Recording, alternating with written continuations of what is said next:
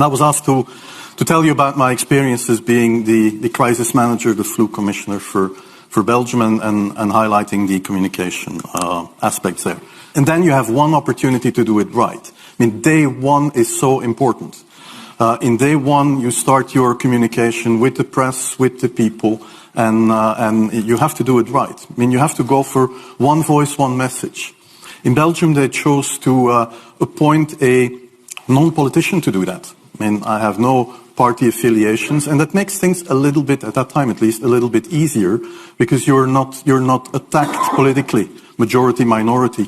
That doesn't come into play, and that was a huge advantage. The second advantage is that you can play in Brussels the complete naive guy and get a lot more done than you would otherwise be able to do. You have to be omnipresent that first day or the first days, so that you attract the media attention.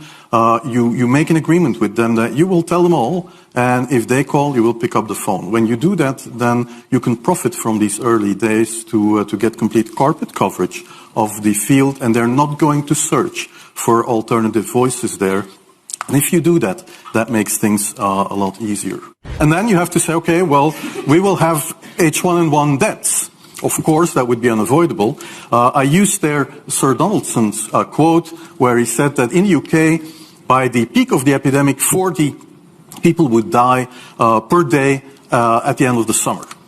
So 62 at that time million people in the UK, 40 deaths a day. I worked it out for Belgium. That would be 7 deaths a day at the peak of the epidemic. I used that in the media. 7 Belgian flu deaths per day at the peak of the epidemic would be realistic.